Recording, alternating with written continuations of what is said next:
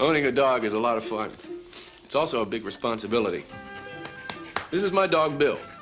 He's a Labrador Retriever, and he loves to do two things: eat, and then eat some more.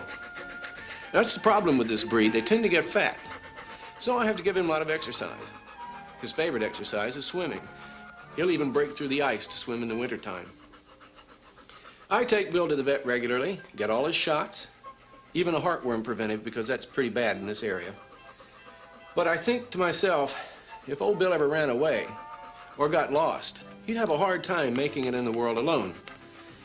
He wouldn't know how to get food or shelter, and he wouldn't be very good at protecting himself. So if he ever ran away, I don't think he'd last long in the wild. But did you know that right now there are thousands of dogs living wild in this country, even in the cities? Well, most of them are runaways, but a lot of them have been dropped off on the highway, and that's about the cruelest thing that people can do. You want a milk bone? Sit up. Good boy. Let's leave Bill here for the moment, and I'll tell you about a book. It's the story of a boy named Daniel and one of those very unfortunate runaway dogs.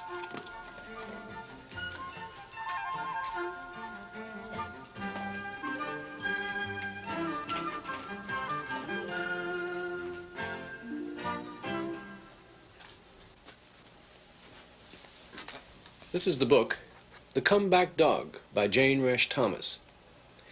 Now, this is the story of a boy named Daniel and how he one day found a half-dead, starving dog. Now, he didn't want a new dog because he had just lost his old pet, Captain, and he decided he just wouldn't have another dog. But on this cold February day, he was out walking by the road, and he saw something lying in the culvert under the road. When he went up to it, he realized it was a dog. He thought it was dead, but when he touched it, it moved.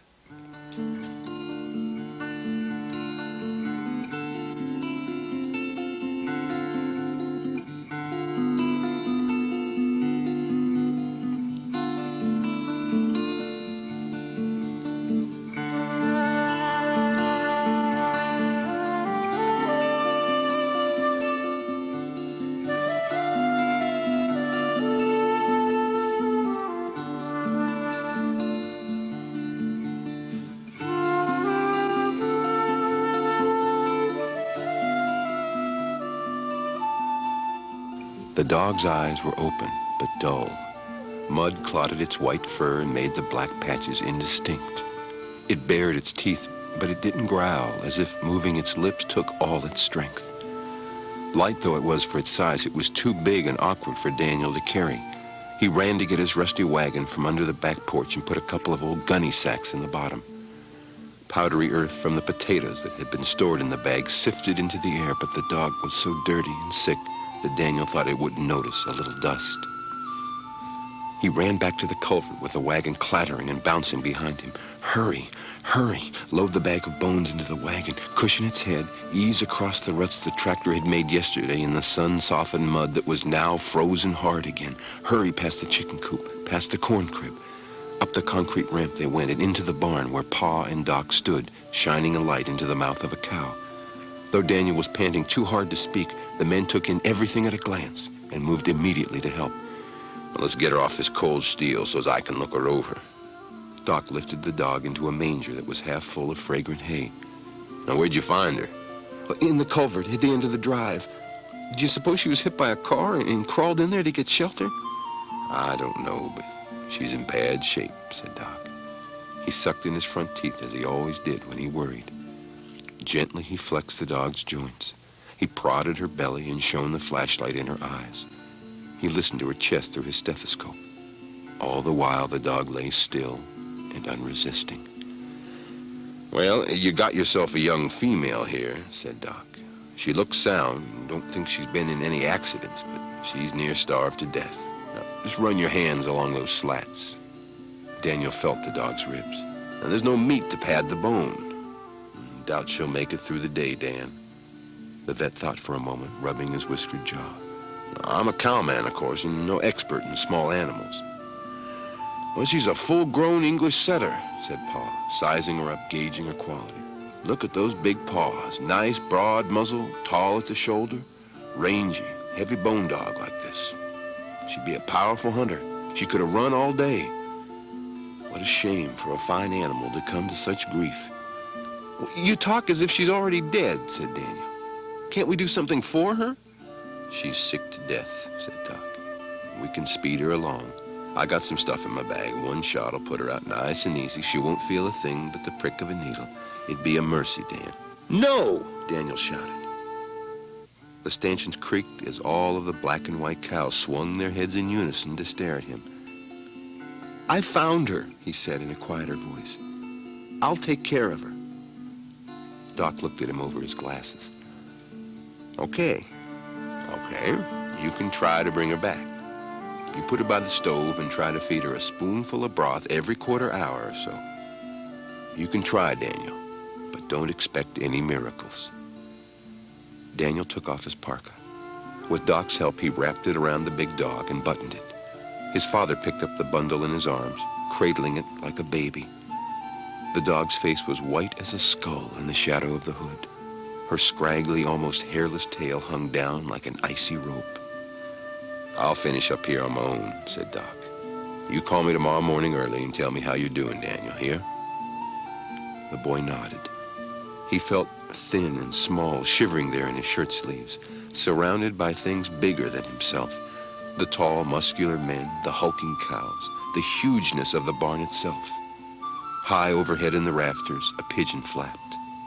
The cows chewed their hay, noisy and wide-eyed, as if a full mouth were all the world to them. With the same oblivious stare, they would stare at the wall, or whisk flies with their tails, or step unawares on a kitten. Daniel opened the door for his father. "Come on, dog," he said. "You're not dead yet."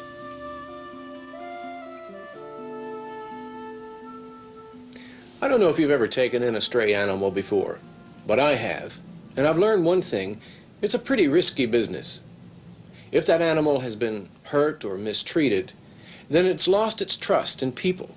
And sometimes it takes a long, long time to build back that trust. Sometimes you're never able to do it. Well, that's not Danny's immediate problem with this dog. All the tender loving care in the world isn't what she needs right now. What she needs is to get some warm food inside her and to be placed somewhere where she can be comfortable. The dog lay behind the stove where he had left her. She lay as still as stone. Dreading that she had stopped breathing, he went indoors but found she was only asleep. She roused and accepted more broth. Mama came into the dining room with an armload of folded laundry. It still smelled fresh from blowing in yesterday's warm wind. "Now, don't fret. I'm keeping watch over her, too," she said. "You've done just the right things for her, Daniel." She set the stack of clothes on the table and shook out a heavy red and black shirt. "Now, Pa's jacket's so big on you, I fixed your heavy hunting shirt." "Thanks," said Daniel. "But I'd rather wear Pa's." Daniel liked wearing his father's clothes, even though they hung on him like tents. He buttoned the comforting jacket tighter around his neck, rolled up the sleeves almost to his elbows, and went back to his work. Snow stood in droplets on his oiled saw, but now he would soon be finished. He drove 7 more nails that made 3 at each end and 3 in the middle.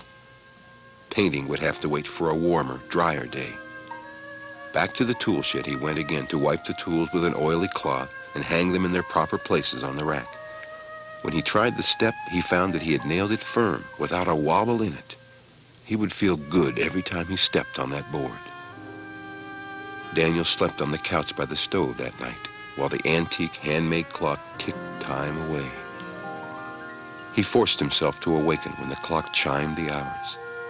Since Lady seemed more alert, he had gradually increased her ration of broth with each feeding so that both of them could sleep for longer intervals. At 3 o'clock, he woke in confusion. The fire shone through the isinglass windows in the stove door and reflected on the opposite wall in moving red shapes and shadows that terrified him. He leaped off the couch, thinking that he was in his own bed and the room was afire. Behind the stove, Lady whined. In an instant, Daniel awoke completely, remembering where he was and why. The dog awkwardly shifted her position, raised her head, and struggled to her feet. She looked straight at Daniel with begging eyes, whining. "What do you want? Do you need to go out?" She whined again. Daniel carried her to the newspapers he had spread in the enclosed back porch. She made a small, dark puddle on the papers. Daniel was jubilant. If her body was working, maybe the broth had helped. Maybe she was better. "You're paper trained, so you must have been a house dog somewhere. I wonder where you came from." She whined again as he carried her back to her bed. Yes, you can have all the broth you want. Now just hold on a minute, dog. I'll warm it up for you. It gets thick when it's cold." Returning with the warm broth, he found her no longer outstretched on her side, but lying with her chin between her paws. She pushed the medicine dropper away with her nose and snuffed the side of the bowl in Daniel's hand. "I'm not fast enough for you." Daniel held the soup bowl under the dog's nose. She lapped and slurped the broth until she had licked the bowl dry. Then she pricked her ears up and looked expectantly at Daniel. "For a dead dog, you sure are hungry. You're going to make a monkey out of Doc." He pushed the lace curtains aside to look out at the blizzard that had shrieked around the house since dinner. Snow still fell so thickly that all he could see of the yard lamp was a glowing swirl. The wind had dropped and the snow was coming down in big, soft flakes. Spruce trees and hedges planted as windbreaks partially protected the farmyard. Elsewhere, snowdrifts had closed country roads by now, buried fences and mailboxes, and filled ditches. Daniel thought with satisfaction, as if he had planned and organized the snowstorm himself, that the school bus would be kept away from his house for several days. That would be long enough for him to get Lady back on her feet. He imagined himself teaching her to herd the cows as Captain used to do, running across the meadow on cold spring mornings with his breath visible in gusts. In his mind, Daniel saw her playing Captain's old games. She would bring him sticks to throw and bark at him until he cooperated. She would sleep under his covers on winter nights and lie with her chin on his foot while he did his homework. Then he looked at the skinny dog that lay by the stove, already sleeping again. Her big feet and starved legs were like clubs. Her coat was so sparse he could even see her knobby spine and her ribs.